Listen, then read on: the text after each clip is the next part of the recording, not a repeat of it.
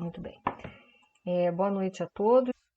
Gente, hoje nós vamos fazer uma apresentação do livro, tá? Eu peço a vocês que quem não tiver precisando, por gentileza, desligar os microfones para não fazer muito barulho, tá? Por gentileza.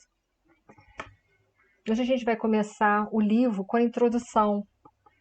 A introdução é por Emmanuel e esse livro ele vai tratar de um ministério, vai falar muito de um ministério específico de nosso lar, que é o Ministério da Comunicação, ou seja, um ministério intermediar, né, a comunicação entre dois planos, o plano espiritual, cidade, nosso lar, com o plano material a que pertence, né, essa colônia que está sobre o estado do Rio de Janeiro. Então, ela vai fazer essa comunicação. Portanto, ela vai estar falando muito sobre a questão dos médiuns. Os médiuns que foram preparados na colônia espiritual Nosso Lar se prepararam com missões específicas para virem trabalhar, exercer a sua mediunidade aqui no plano material. Então, a gente vai ter a oportunidade de ver alguns casos, alguns preparos de reencarnação e, infelizmente, nós vamos ver alguns casos que falharam, médiuns que fizeram todo um planejamento reencarnatório, reencarnaram preparados para exercer a sua mediunidade, quitar seus débitos, chegaram aqui e faliram. A gente vai ver tudo isso. Esse livro do André Luiz, ele vai retratar um umbral médium. O Nosso Lar, ele falou sobre o umbral fino, que é onde fica a colônia espiritual Nosso Lar. Esse livro nós vamos ver que ele vai retratar o plano, a dimensão umbral denominada por nós como umbral médio, tá? Então nós vamos ver ali todo um trabalho que é executado. Então, duas coisas que eu quero inicialmente chamar a atenção. Vai falar bastante do Ministério da Comunicação, que é o ministério responsável por esse intercâmbio entre nosso lar e plano material, e também vai falar do umbral médium. Duas coisas. A terceira coisa é que vai falar dos médiuns que se prepararam, prepararam suas reencarnações direitinho, com missões dentro da mediunidade e que falharam. E aí a gente vai estar ali não fazendo um julgamento, de forma nenhuma. O livro, a série espiritual Nosso Lar, a série espiritual do André Luiz, não é para a gente julgar ninguém, é para a gente se colocar no lugar das pessoas e identificar na gente aonde é que está o nosso calcanhar de Aquiles. É para isso que serve essa série. Não é para a gente fazer julgamento, tá vendo? Fulano fez isso, fulano fez aquilo, não. É para a gente se avaliar o tempo todo, tá? É para isso que serve. Essa bondade desses espíritos terem trazido até nós essa obra é para ser usada dessa forma, para a gente fazer uma autoavaliação e poder melhorar as nossas condições reencarnatórias, tá bom? Então, a introdução foi feita por Emmanuel, que é o mentor do Chico Xavier. Entenda, o André Luiz só pôde utilizar da mediunidade do Chico Xavier porque Emmanuel autorizou. Emmanuel é o mentor, é o anjo de guarda do Chico Xavier. É o responsável pelo Chico Xavier quando o Chico Xavier esteve aqui entre nós encarnados. Então a gente tem que entender que é assim. Outros espíritos podem trabalhar conosco se nós tivermos mediunidade ostensiva, eles podem, mas são os nossos mentores ou o nosso anjo de guarda, tanto faz, são sinônimos, eles têm que dar o aval, porque eles é que são responsáveis.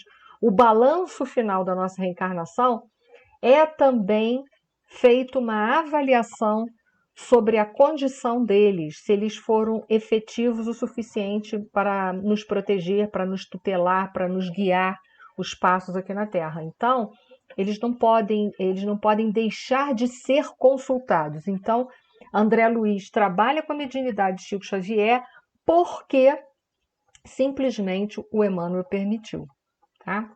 A Miriam está colocando assim, bom demais estudarmos juntos. Esse trabalho junto é muito bom. A gente vê que a própria espiritualidade trabalha em conjunto, viu? O Emmanuel é o mentor do Chico Xavier, mas o André Luiz também trabalha junto porque existe todo um entrelaçamento de trabalhos, né? Então vamos lá, a gente vai começar com a introdução. Oi? Não, esse livro é o segundo da série. O primeiro da série é o Nosso Lar. O segundo é Os Mensageiros.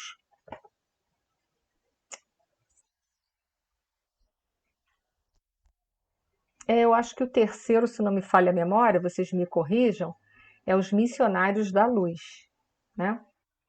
Isso aí. Então, esse de hoje é o segundo da série espiritual. Isso. Então vamos lá. Vamos seguir então aqui a introdução do Emmanuel. A gente vai fazer algumas reflexões em cima das palavras de Emmanuel. Esse conceituando em cima sou sempre eu que coloco, tá? Como um tema para a gente chamar a atenção. Então começa assim o prefácio de Emmanuel para nos levar às reflexões. Lendo este livro, que relaciona algumas experiências de mensageiros espirituais, certamente muitos leitores concluirão com os velhos conceitos da filosofia que tudo está no cérebro do homem, em virtude da materialidade relativa das paisagens, observações, serviços e acontecimentos. Então, a primeira coisa que o Emmanuel faz ali é chamar a atenção de uma coisa muito importante. Para nós, espíritas, entenda isso, não para a ciência oficial, mas para nós, espíritas, o cérebro é apenas um instrumento que o espírito se utiliza para poder se manifestar aqui no plano espiritual, tão somente. Por quê? Porque para nós espíritas, a consciência, ela não está no cérebro, ela está no espírito. Para nós, a consciência está lá. Se você perguntar por um neurocientista onde é que está a consciência do homem, ele vai tentar dizer, ele vai dizer para a gente que está no cérebro, e é por isso que eles ficam mapeando as áreas cerebrais, que é para descobrir as áreas que são responsáveis pelo nosso comportamento. Só que eles não, porque eles não acreditam, né, que nós somos espíritos imortais, de que o cérebro é apenas um instrumento que vai externar o comportamento do espírito, externar as suas emoções, externar o seu nível evolutivo. Eles não veem dessa forma. Para eles, a consciência e a mente está no cérebro físico, para nós não. A consciência é o próprio espírito imortal, está lá em nós, espíritos imortais. E a mente é uma das dimensões espirituais que envolve o espírito, ok? Isso para nós espíritas, tá? Então, esse é o primeiro momento que a gente tem que estar com essa definição bem fresca na nossa cabeça, porque é com esse entendimento que nós vamos estudar essa obra. É com esse entendimento que nós vamos estudar todas as séries espiritual do André Luiz, tá bom? Uma outra coisa que eu quero que vocês anotem, que não tem aí nos slides, mas a base dos fenômenos mediúnicos, eu vou repetir mais para frente, mas as bases do fenômeno mediúnico é a mente. Então, a mediunidade é um processo mental do encarnado com o desencarnado. É uma questão de sintonia. Então, a base da mediunidade é a mente. E ela, segundo Kardec, a mediunidade está radicada no organismo. Ou seja, o organismo é o instrumento que vai externar a mediunidade. Tá bom? E eu quero que isso fique com vocês. Isso é de suma importância para a gente levar esse conhecimento para frente, poder fazer entendimentos. Então, essa primeira colocação de Emmanuel é para dizer isso, que o cérebro do homem é só um instrumento, mas não é lá que está a consciência dele. Não é lá que está a mente dele. E muito menos não é lá que está a mediunidade dele. O corpo físico é apenas um instrumento da mediunidade. Tá bom? Eu espero que isso vocês não esqueçam. Então vamos seguir.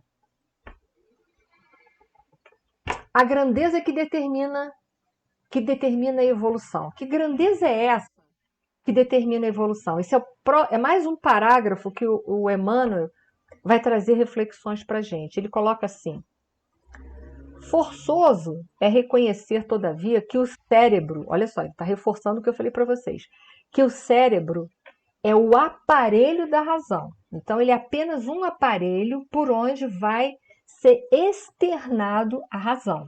Tá? Então, forçoso é reconhecer, todavia, que o cérebro é o aparelho da razão e que o homem desencarnado, pela simples circunstância da morte física, não penetrou os domínios angélicos. Ou seja, não significa que só porque a gente desencarnou, a gente virou santo. Não, não é por aí o caminho. Se você aqui na dimensão física não sublimou, educou os seus sentimentos, não é porque você desencarnou que você de repente virou um ser iluminado. Não é por aí, não é um passe de mágica. Tá? Então, esse é o primeiro. Emmanuel continua chamando atenção para a gente nisso daí. Então, ele coloca assim: o homem desencarnado, pela simples circunstância da morte física, não penetrou os domínios angélicos, permanecendo diante da própria consciência, lutando por iluminar o raciocínio e preparando-se para a continuidade do aperfeiçoamento no outro campo vibratório. Então, o que acontece? Se a gente aqui não evoluiu o suficiente, a gente vai dar seguimento a esse processo evolutivo na espiritualidade. Mas não se esqueça, se aqui a gente não era pão de fazer hóstia, não vai ser porque a gente desencarnou que vai se transformar num pão de fazer hóstia. Entenda isso. A gente vai continuar sendo. Pode fazer.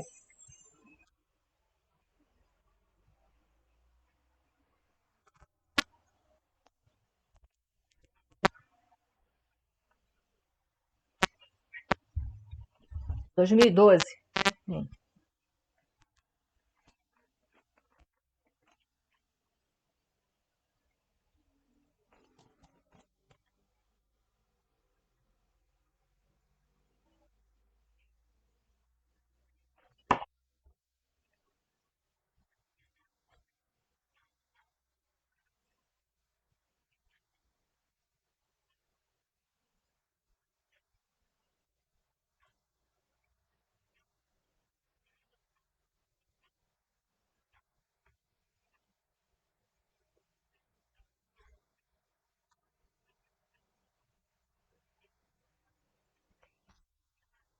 Tem, a gente precisa.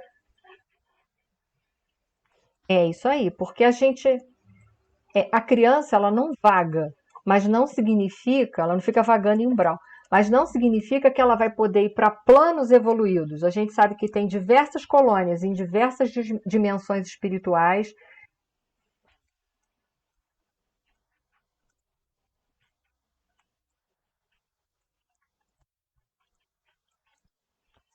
Sim, mas quando você desencarna muito criança, né, você sabe que a impressão da matéria ela é muito grande, as sensações, a impressão que ela promove. Então, quando a gente desencarna muito criança mesmo, a gente não teve tempo nem de errar nem de acertar. Então a gente não fica vagando em umbral. A menos que, por exemplo, já não é tão criança assim e já teve tempo de acertar e de errar, tá? É isso que eu quero que fique claro para gente, tá? Mas de qualquer forma, se desencarna muito criança, você, de qualquer forma, se é muito criança e você ainda não teve tempo de errar, você não vaga nos umbrais. Você é acolhido numa colônia espiritual, num departamento onde são cuidadas crianças, tá? A menos que você já teve tempo de errar. Tem até um caso na Revista Espírita, que aqui não é o nosso assunto, mas lá de um jovem que matou os amiguinhos dentro de uma caixa, de um baú. Essa criança teve tempo de errar. E aí a situação dele é outra, tá? Só para você entender isso, tá? Então, a gente vai vendo que a grandeza que determina a nossa evolução é a grandeza denominada evolução moral, né? Que deve ser essa evolução moral que deve permear todo o nosso raciocínio. Porque a razão, a inteligência sem o amor leva a pessoa à crueldade, à perversidade. Quando a inteligência ou a razão ela é permeada por princípios moralizadores, aí sim a gente consegue, com isso, iluminar a razão e também, com isso, evoluir a parte intelectual verdadeiramente. Então, toda a parte intelectual ela tem que estar sempre permeada pela grandeza evolução moral. Por isso que, na atualidade, a gente tem a oportunidade de conviver com pessoas que são de uma inteligência muito grande, porém de uma perversidade infinita. Quantas pessoas a gente conhece assim? É quando a evolução moral dessa pessoa é pouca e não permeia, não direciona a sua evolução intelectual. Então pode levar a pessoa a perder a sua reencarnação. Isso é a primeira reflexão que a gente tem que ver, que a gente tem que interpretar nessas entrelinhas do Emmanuel. Isso é muito interessante, porque hoje, no século XXI, os pais estão muito preocupados em dar evolução intelectual para os seus filhos, mandar para uma boa faculdade, ter um bom nível de estudos. Mas muitos pais não estão preocupados se estão dando para esses filhos uma evolução moral o suficiente para direcionar essa evolução intelectual. É aí que muitas pessoas perdem na vida, porque é muito inteligente intelectualmente, mas pouquíssimo desenvolvido moralmente. Então, esse é o primeiro foco ali do Emmanuel, quando ele fala lutando por iluminar o raciocínio, lutando por iluminar, por permear, por direcionar a razão, a inteligência. Essa grandeza que ilumina é a evolução moral. Essa evolução que tem que ser dada, essa educação dos sentimentos, ela tem que ser dada exclusivamente no lar. Não é na escola. A escola tem por finalidade levar ao desenvolvimento primordial intelectual do aluno, da criança. Não que ela não vá também passar princípios moralizadores, deve, mas a finalidade primeira de uma escola é levar a criatura a um desenvolvimento intelectual. E aí, em casa, é ali, através dos exemplos, que os pais vão ter a oportunidade de realizar a evolução moral da criatura. Olha só a responsabilidade. A gente está falando de um outro assunto e, de repente, Emmanuel nos joga para esse processo de reflexão quando ele fala isso, lutando por iluminar o raciocínio. Tá? Então, tem alguém que quer falar comigo? Pode falar. Alguém quer falar? Porque alguém aqui levantou a mão. Eu não sei se levantou por um acaso ou quer falar alguma coisa, fale. Não? Então vamos seguir. Preparando e continuidade do aperfeiçoamento no outro campo vibratório. Então, quanto maior é a evolução moral de uma pessoa, mais ela é, por conseguinte, espiritualizada. E mais, por conseguinte, ela é livre. Aí você fala assim, mas o que isso interessa isso aqui? Quer dizer que aquele que é mais evoluído, por exemplo, um exemplo, ao desencarnar, ele está mais livre. Por quê? Porque ele pode se direcionar por vibrações compatíveis a uma esfera melhor. Por exemplo, ele pode ir para um umbral fino, onde está a colônia espiritual nosso lar. Ele tem mais liberdade? Tem, porque ele pode, o tempo todo, ele tem a liberdade de transitar entre o umbral fino até as trevas. Então, ele tem toda essa liberdade de ir e vir. Agora, imagina se eu desencarno numa condição precária e eu vou, por exemplo, para o umbral grosso. A gente sabe que quem está no umbral grosso não tem livre acesso, por exemplo, a uma colônia espiritual nosso lar. A liberdade dele é mais restrita. Por quê? porque ele não tem evolução suficiente que confere a ele livre passe entre as dimensões. Isso é mais uma reflexão que a gente precisa fazer. E a Edilene até estava falando desse caso aí, desse livro Transição Planetária, em que a mãe desencarna junto com a filha, mas a mãe está numa condição melhor. Quem está numa condição melhor pode transitar entre as dimensões espirituais, pode auxiliar quem está na retaguarda. Agora, quem está na retaguarda precisa do auxílio daquele que está lá em cima. Ele não tem condições de livre acesso. Isso é uma outra coisa que a gente precisa parar para pensar. Se eu desencarnasse hoje, qual seria talvez a minha condição? Aonde eu estaria, em que dimensão espiritual eu estaria fazendo ressonância, eu estaria fazendo sintonia? É uma reflexão que a gente deve fazer. Para onde será que eu iria?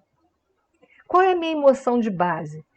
Uma pessoa que está sempre surumbática, macambúzia, vibrando mal, desejando mal das pessoas, ela facilmente poderá ficar presa numa dimensão do umbral mais pesado. Agora, se ela procura vibrar amor, procura se esforçar, usar a sua vontade para evoluir, ela consegue voar, consegue planos mais altos. A Andresa está colocando aqui no chat para gente. Essa liberdade também vem quando se praticou o desapego à matéria e aos objetos materiais? Sim. A liberdade ela vem acompanhada de desapegos. Eu gosto de botar desapegos, que quando a gente pensa em apegos, a maioria das pessoas pensam só em coisas materiais. Estou apegada ao meu corpo, estou apegada à minha casa, estou apegada aos bens que eu possuo. Mas tem apegos de opinião, apegos sentimentais. Um exemplo de apegos sentimentais: não te perdoo mesmo. Morro, mas não te perdoo. Isso é um apego sentimental. Eu antipatizo fulano de tal. Tá pegado, tá pegado. É melhor se libertar disso. Porque a gente não cria vínculos magnéticos positivos e negativos. Os vínculos que a gente cria são os apegos que a gente faz, são as ligações que a gente faz que a gente está pegado.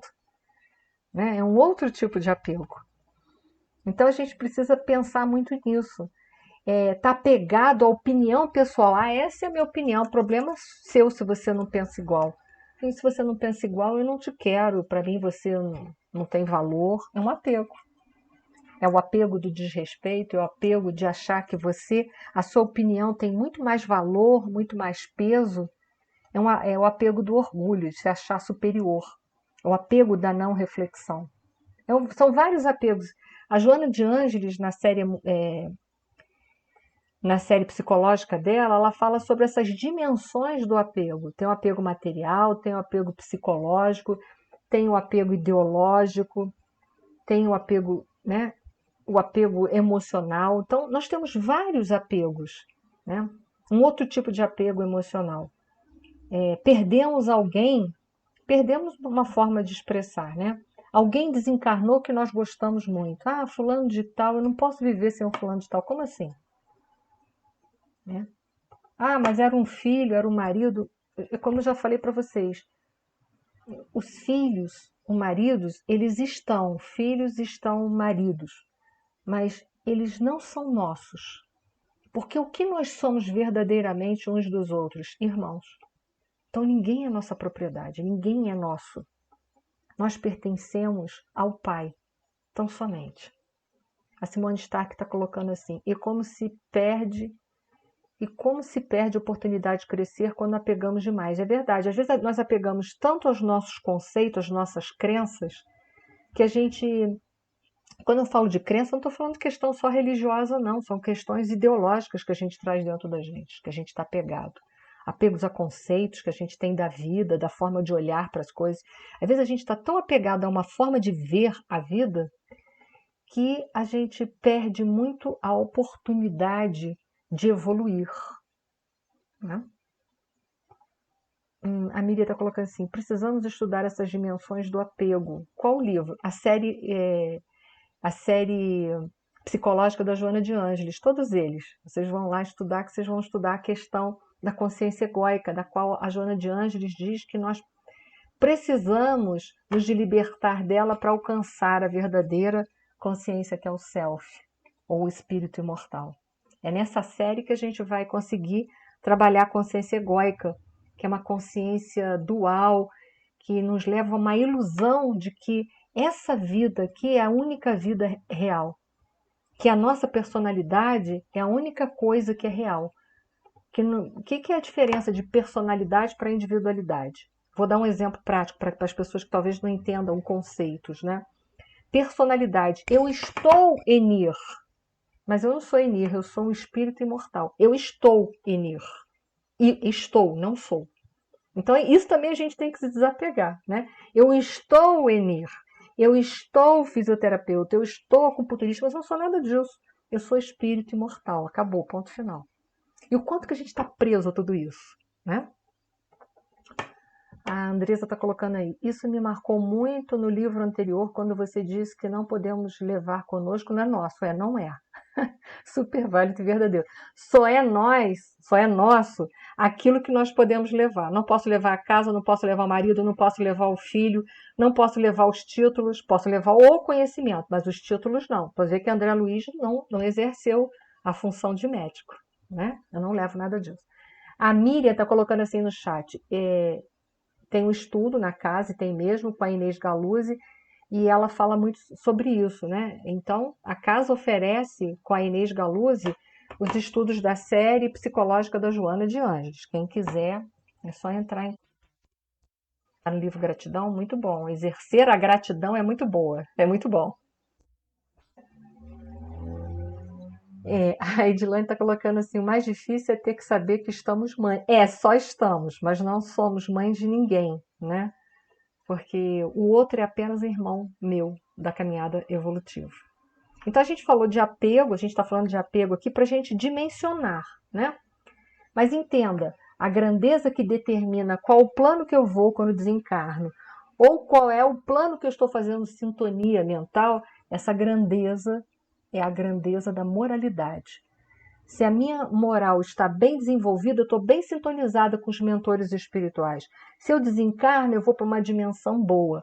Agora, se eu estou vibrando mal, com raiva, com antipatia, com contrariedades, com ressentimentos, a gente já vai vendo com quem a gente está sintonizando. E a base da mediunidade não é a mente? Vou dar uma outra notícia triste para vocês. Vocês sabiam também que a base da obsessão é a mente? 2 notícias ruins ou 3 nessa noite, já perdi os cálculos das notícias ruins que eu dei. Então, imagina, se eu estou vibrando mal, com quem eu estou sintonizando? Com meus mentores ou com os meus obsessores? É uma outra problemática existencial, né?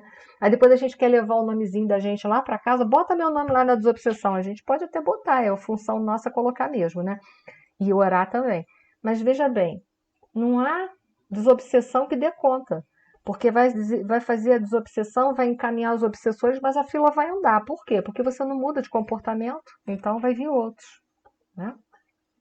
Então, é ali que está a nossa grandeza. A gente não vira santo depois da morte, a gente tem que entender, né, que a gente tem que permear todo o nosso processo evolutivo com a questão moralizadora. Como é que eu faço isso? Educando os meus sentimentos. Porque até agora, lembra que eu falei para vocês, raiva, ciúme, inveja, são sentimentos que eu preciso fazer o quê? Educá-los, transformá-los, né? A Andresa está colocando assim, é tão bom aprender essas coisas que dá vontade de sair explicando para todo mundo, mas nem todo mundo tem ouvidos para ouvir. Não tem problema, sabe? A gente tem que entender que a gente aqui nesse mundo, a gente tem que aplicar isso. Aplicando, vivenciando que a gente arrasta as outras pessoas. Porque não são palavras que educam as pessoas, mas são os nossos comportamentos que educam as pessoas. O que adianta a gente pregar se a gente não tenta viver? Por isso que o Evangelho, segundo o Espiritismo, precisamente, mas tem outro capítulo também, precisamente no capítulo 17, diz lá os espíritos para nós.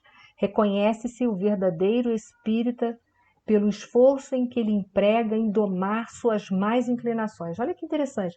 Pelo esforço em que ele prega em domar as más inclinações. Não é pela sua perfeição moral, mas pelo quanto ele se esforça em se transformar. É aí que a gente é reconhecido. E é isso que a gente tem que fazer. O resto, deixa que a vida se encarrega.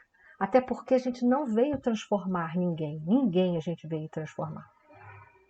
A Simone Stark está falando assim, hipócritas, disse Jesus. Palavras vão ao vento, o exemplo arrasta. É verdade, né? A hipocrisia é uma coisa muito pesada, né? Eu hoje vou até falar sobre um pouco de hipocrisia na minha palestra. Aliás, vou falar muito sobre hipocrisia. Então vamos lá. Vamos seguir aqui. O raciocínio de Emmanuel continua, né? Essa frasezinha ali de cima, eu tirei de algum lugar, que era mais ou menos isso, mas é um pensamento de Madre Teresa de Calcutá, mas eu não consegui pegar o pensamento na íntegra, não sei onde que está. Mas ela diz assim, inteligência sem amor te faz perverso. Ou seja, a inteligência sem a moralidade, ela te faz perverso. É aquilo que eu falei para vocês. E aí Emmanuel me fez lembrar, né, nesse parágrafo em questão, essa frase dele, né, ainda falando da grandeza que determina a nossa evolução. Ele fala assim, o chimpanzé, desse modo, somente encontraria dificuldade para enumerar os problemas do trabalho, da responsabilidade, da memória enobrecida, do sentimento purificado, da edificação espiritual, enfim, relativa às conquistas da razão. O que ele quis dizer? O que nos distancia dos chimpanzés? É que a gente tem tudo isso daí. A gente tem a complexidade do trabalho que nos leva a um processo de evolução. Porque o que é trabalho no conceito de Kardec? É toda ocupação útil. Então, o trabalho que está dentro desse conceito de ocupação útil, ele nos promove uma evolução interior. Esse trabalho nos promove isso. Então é diferente do chimpanzé, porque o chimpanzé ele trabalha para quê? Para a sobrevivência dele. O trabalho dele está ligado às funções instintivas de sobrevivência. E nós, não é só para uma questão de sobrevivência do corpo físico. Para nós, o trabalho tem uma conotação de evolução, de progresso. Então ele diz, isso que nos diferencia dos animais, né? Também da responsabilidade. O quanto que nós somos responsáveis, né? Porque a gente viu nessa pandemia muito perfil da humanidade. Quantas pessoas estão sendo irresponsáveis hoje dentro da pandemia? Eu estou falando isso como profissional da área de saúde. Eu não estou falando da pandemia como um problema político, porque de forma alguma pandemia e política tem alguma coisa a ver. Eu estou falando como aquela pessoa que tem um olhar de área de saúde. A pandemia é um problema de saúde pública, não tem nada a ver com política. A pandemia é um problema que só pode ser resolvido quando a comunidade se esclarece e se responsabiliza da sua parte. É assim que se equacionam, né? Eu não estou falando disso como um problema de política, que se transformou isso aqui no Brasil, mas que não tem nada, nenhum vínculo a ver com problema político, nada. O problema é de saúde pública. Eu não acredito em nada que é veiculado por aí. Que bom. Então vai nos livros de história, vê os problemas das pandemias e vê como o comportamento humano, o que provocou, o que promoveu. Se a gente acha que tem alguma coisa errada, a gente volta para a história no passado e olha. E olha, o que solucionou de fato uma situação? Ou o que agravou de fato uma situação? É uma questão de raciocínio e olhar para o panorama de uma sociedade, né? Não é uma questão política, nunca foi nem nunca será. Ele falou da memória, é verdade, o que nos distancia dos animais é a memória enobrecida, que a gente tem a capacidade de enobrecer aquilo que guardamos dentro de nós, porque é o fruto, o produto de uma evolução. Do sentimento purificado, claro, né? Do sentimento que está purificado. Não do sentimento que nos rebaixa ou nos mantém na mesma condição dos animais. Não desse sentimento. Porque nós temos sentimentos tão baixos que vão abaixo dos animais, a gente sabe disso. Por exemplo, um animal, ele não mata alguém porque ele estava com raiva dessa pessoa. De jeito nenhum. Ele mata a pessoa para se defender ou para comer. A gente mata por perversidade, porque não concordou com a gente, porque contrariou a gente, porque a gente tem raiva daquela pessoa, porque a gente não gosta daquela pessoa. Olha que coisa diferente. Então a gente vai abaixo da escala animal, a gente vai muito abaixo, né? E o que nos diferencia dos animais? Ele continua colocando da edificação espiritual. Claro, nós somos seres espirituais, nós temos consciência disso, dos animais não, né? Enfim, relativo à conquista. Tudo isso nós conseguimos conquistar pelo processo da razão. A razão é aquilo que discerne, que separa. Foi separando que a gente foi entendendo para depois unir, que é o nosso processo agora. Então vamos seguindo Emmanuel, porque Emmanuel é muito rico, se deixar a gente fica aqui o resto da noite falando o mesmo parágrafo, né?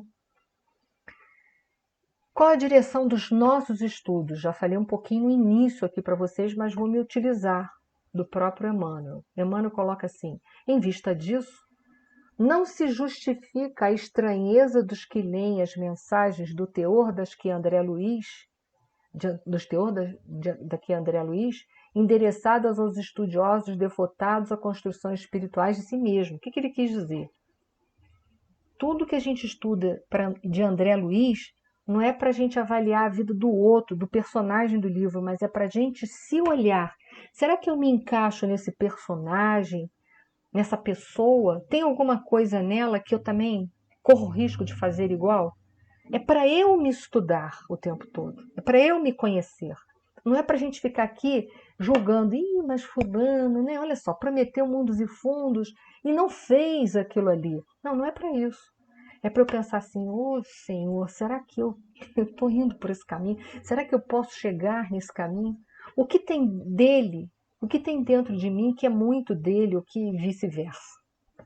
E aí o Emmanuel ele vai lembrar essa passagem de Mateus que fala assim: e por que reparas tu o argueiro que está no olho do teu irmão e não vês a trave que está no teu olho? E é verdade, quantas vezes a gente faz isso? A gente vê o cisco que está no olho do irmão, mas não vê que a gente tem uma trave nos nossos olhos. Porque a gente ainda projeta muito no outro aquilo que a gente não aceita dentro de nós. Isso é uma forma de hipocrisia. O hipócrita faz isso. Como o hipócrita ele vive mascarado para não ver os seus defeitos, ele vê o defeito do outro e torna aquele defeito superlativo, né? Ele potencializa aquele defeito do outro. Mas no fundo, nós falamos de coisas que conhecemos. E se falamos de coisas que conhecemos, ou porque já vivenciamos, ou porque ainda estamos vivenciando.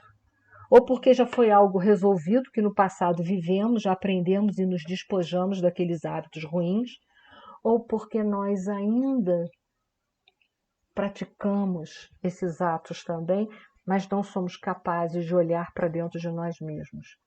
Certa feita, uma pessoa me perguntou: como é que eu vou saber se eu estou na minha identificação? É porque eu não faço mais ou porque eu ainda estou fazendo? É muito fácil. Se a gente fica criticando muito, se a gente reprova demais, é porque a gente ainda é assim. Se a gente apenas compreende e segue, é porque a gente já superou. Ou seja, se não te incomoda, está superado. Mas se te incomoda, é porque tem muito dentro de você daquilo que precisa também. Daquilo que o outro faz que precisa ser trabalhado dentro de vocês. Eu falei rápido, ficou entendido isso? Ou não? Foi? Porque às vezes eu vou falando, vou puxando o raciocínio e quando eu vejo já foi, né? Se eu falar rápido, mas vocês mandam eu parar, gente. Mandam eu parar e volta. Ficou confuso, volta. Tá? Nossos esforços. A maneira do macaco que encontra no ambiente humano uma vida animal enobrecida, que foi o que a gente viu, né? O homem que após a morte física mereceu o ingresso nos círculos elevados do invisível, encontra uma vida humana sublimada. Então, o que a gente tem feito da nossa vida? Nós estamos nos esforçando para a gente poder ingressar num plano espiritual mais cheio de vida humana sublimada? Ou a gente tem cuidado tão pouco da gente que está arriscado a gente desencarnar e ir para qualquer lugar? O quanto que a gente se ama em verdade? E auto-amor nada tem a ver com amor próprio. O amor próprio é aquele amor egoísta e orgulhoso que quer tudo só para si e que se acha superior ao outro. O auto-amor é um livre fluxo de dentro para fora e de fora para dentro. Você se ama amando o outro. Porque você se compreende, porque você se entende frágil também.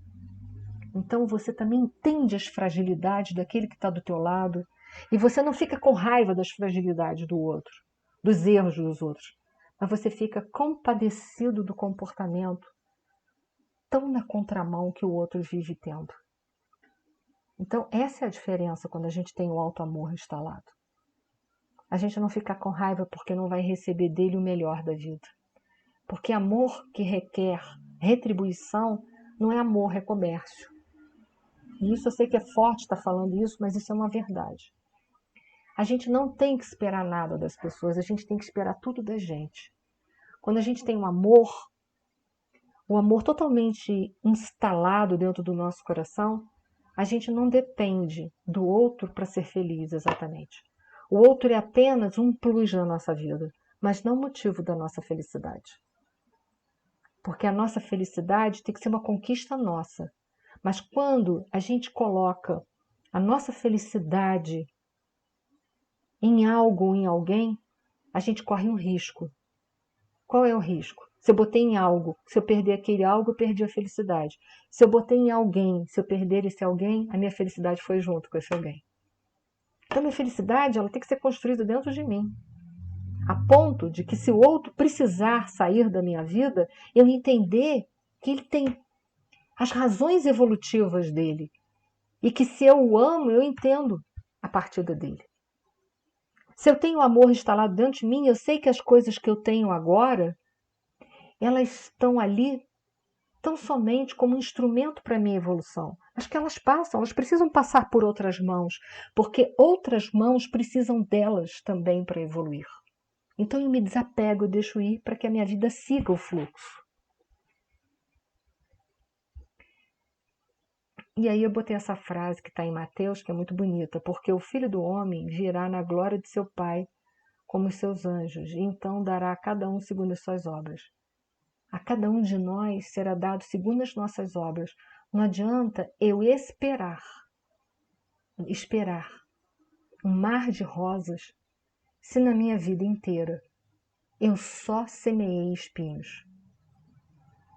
Né? Então a gente só pode esperar da vida aquilo que para a vida nós estamos dando. Naturalmente, diz Emmanuel, grande número de problemas referentes à espiritualidade superior, aí espera a criatura, desafiando-lhe o conhecimento para a ascensão sublime aos domínios iluminados da vida. O progresso não sofre estacionamento e a alma caminha incessantemente atraída pela luz imortal. Então, nós fomos criados por Deus simples e ignorantes, com a fatalidade da perfeição e da felicidade relativa. Nós estamos fadados a isso.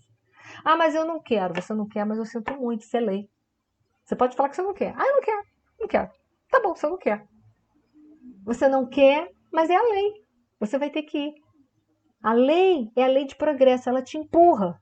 Não tem como. Eu não quero, vou ficar aqui estacionado. Não tem como. Você vai ficar um período, mas depois você vai ser empurrada pela lei do progresso.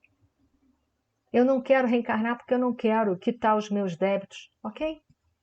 Mas você vai ter que reencarnar, ainda que compulsoriamente, mas vai ter. Por quê? Porque o que é seu você tem que dar conta. Você não tem que dar conta do que é do outro, mas o que é seu você tem que dar conta. Não tem jeito. Por isso a questão, letra A, 115. Segundo o que acabais de dizer, os espíritos em sua origem seriam como crianças, ignorantes e inexperientes, só adquirindo pouco a pouco os conhecimentos de que carecem com percorrer as diferentes fases da vida? Sim, a comparação é boa. A criança rebelde se conserva ignorante e imperfeita. A criança rebelde. Seu aproveitamento depende da sua maior ou menor docilidade. Mas a vida do homem tem termo, ao passo que a dos espíritos se prolonga ao infinito. Ou seja, você querendo ou não, você vai ter que evoluir. Você pode ficar aqui nessa reencarnação só sentado falando daqui eu não saio, daqui eu não mudo. Beleza. Mas quando você é desencarnado, você vai ser chamado a prestar contas. Você volta e vai ter que dar conta das contas que você fez. Então, essa é a diferença para nós reencarnacionistas, né? A responsabilidade é maior, a liberdade é maior, mas a responsabilidade também é maior. O espiritismo cristão não oferece ao homem tão somente o campo de pesquisas e consulta,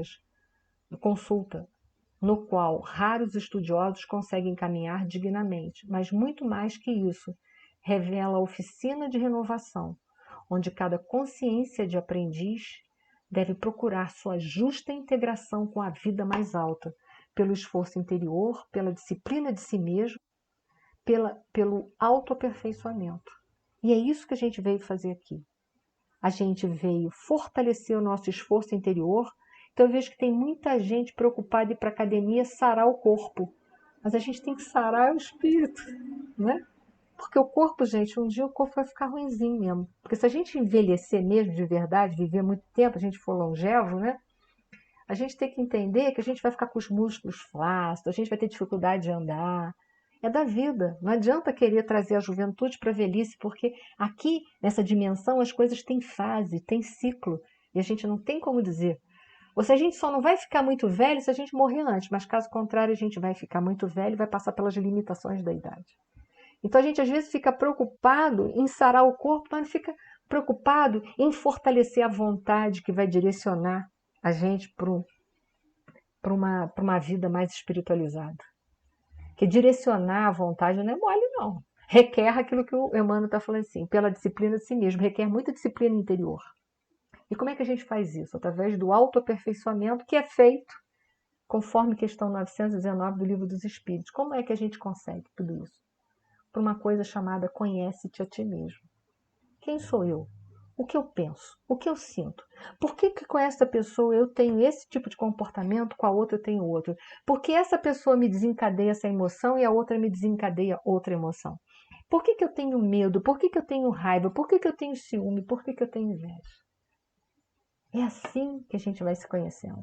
E é assim que a gente vai poder trabalhar as nossas sombras. Para eliminar uma sombra só levando luz. Então, para eliminar um vício, o primeiro passo é reconhecer que tenho vício. Eu tenho vício de pensar mal. Eu tenho vício de falar mal.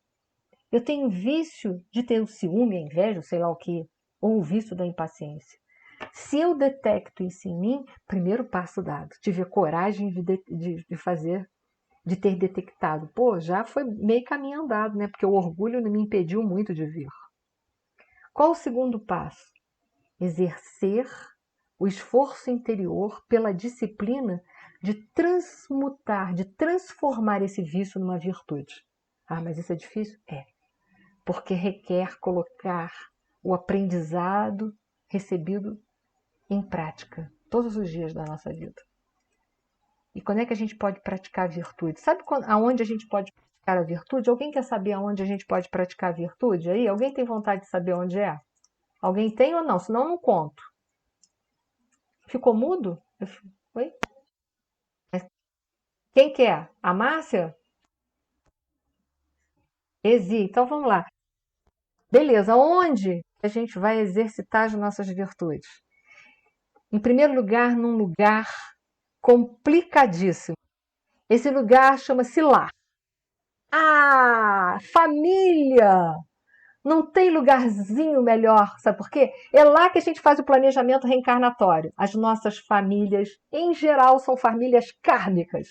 Então só reencarna gente bacana do nosso lado, porque a gente também é bacana na vida das pessoas, entenda isso. Né?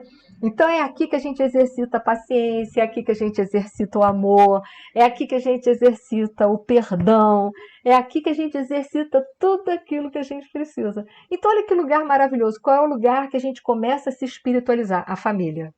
Aquela que a gente tem no porta-retrato, na estante da nossa casa, e quando a gente está com uma raiva, a gente pega aquele porta-retrato, joga longe ou bota dentro da gaveta e fica um tempão sem olhar para aquelas fotos. É com essa família maravilhosa que nós temos toda a oportunidade na vida de evoluir. É com ela. Em primeiro lugar, é ela. Se a gente conseguir boas notas da família, eu vou dizer com vocês, na sociedade a gente tira de letra com qualquer mala sem alça que a gente encontrar. Por quê? Porque na sociedade a vida de relação não é tão estreita quanto no lar. Então, se a gente conseguiu isso dentro de casa, a gente lá fora é só nota 10. Só nota 10. Mas tudo começa com a confusão de dentro de casa. Tem alguém que levantou a mão. Alguém quer falar? Fale. Já sei. Enir, não brinca que isso é sério. Mas isso é sério. Infelizmente. Né? Isso é sério. Então, podemos seguir? Daqui a pouco vocês desistem do estudo, né? No trabalho mediúnico, vamos seguir, que a gente já está acabando. Trazer a colaboração fraterna dos planos superiores aos espíritos encarnados não é obra mecânica, enquadradas em princípios de menor esforço, não é. Então não é uma coisa assim, sou médium, o espírito lá se vira, os espíritos superiores, não é assim não. Claro, portanto, que para recebê-la não poderá o homem fugir aos mesmos imperativos, ou seja, ele também tem que aprender a se elevar. É indispensável lavar o vaso do coração para receber a água viva, abandonar envoltórios inferiores para vestir o traje nupcial da luz eterna. Né? Então, todo mundo quer notícia dos planos superiores, todo mundo quer que os mentores espirituais falem alguma coisa, mas se você quer fazer contato com esses espíritos, quer ser merecedor da ajuda deles, você tem que fazer por onde? Né? Então é muito fácil, eu estou aqui na mediunidade, eu só quero receber Bezerra de Menezes, irmã Sheila, ora. Eu faço por onde? Eu faço por onde é a primeira pergunta. E foi aí que eu fui tirar. No Livro dos Médiuns, capítulo 20, item 226, da influência moral do médium, onde Kardec pergunta assim para a espiritualidade. O desenvolvimento da mediunidade guarda relação com o desenvolvimento moral dos médiuns? Resposta: não. A faculdade propriamente dita se radica no organismo, independe do moral. Quer dizer, a faculdade, como qualquer faculdade, de ver, ouvir, falar, sentir, né? Olfato, cheirar, é como outra qualquer faculdade. Eu posso usar bem os meus olhos olhando para as coisas da vida ou tomando conta dos outros para fazer fofoca da vida dos outros, não posso? É uma faculdade. De ver e de falar mal. Vê mal e fala mal. Escuta mal, escuta o que quer e fala o que não deve. Também pode. Então, a mediunidade é a mesma coisa, né? E aí ele fala assim, o mesmo, porém, não se dá com seu uso, que pode ser bom ou mal, conforme as qualidades do médium. Então, se você quer ser um bom instrumento aqui na Terra para a espiritualidade, se esforce em moralizar-se, que aí você vai ser um bom instrumento. Caso contrário, é problema. Advertências finais de Emmanuel. Se procuras, amigo, a luz espiritual, se a animalidade já te cansou o coração, lembra-te de que, em espiritualismo, a investigação conduz sempre ao infinito, tanto no que se refere ao campo infinitesimal como à esfera dos astros distantes, que só a transformação de ti mesmo, à luz da espiritualidade superior, te facultará acesso às fontes da vida divina. E, sobretudo, recordas que as mensagens edificantes do além não se destinam apenas à expressão emocional, mas, acima de tudo, ao teu senso de filho de Deus, para que faças um inventário de tuas próprias realizações e te integres, de fato, na responsabilidade de viver diante do Senhor. Então, isso aqui a gente já comentou, não há mais o que se comentar, né? Então, com essa ótica de hoje, com essa introdução de Emmanuel, é dentro desse pensamento que nós vamos estudar essa obra chamada Os Mensageiros. Eu estou gravando sim, para quem perguntou, vou colocar no link, vou disponibilizar todo o material para vocês. Se vocês quiserem fazer mais alguma pergunta, pode fazer. Alguma pergunta? Teve mais gente que levantou a mão? Tem pergunta? Não? Todo esse material de hoje vai ser disponibilizado para vocês, tá bom? Mas é dentro do estudo dessa introdução do Emmanuel que nós vamos seguir para estudar essa obra de hoje, tá? Sempre olhando para a gente. Não adianta a gente olhar para o marido, para a mulher, para os filhos, para nada disso. A questão é a gente estar se modificando. Quando a gente se modifica, o mundo ao redor também modifica. Eu que agradeço a todos vocês. Quem gostaria de fazer a prece final, por gentileza? Alguém gostaria? Márcia, você faz? A gente conta contigo para sair do umbral, Márcia. Então, gente, uma boa noite para todos. A Márcia vai fazer a nossa prece final, tá? Daqui a pouco, assim que der, eu já boto o material lá para disponibilizar para vocês, tá? Pode fazer, Márcia, por favor.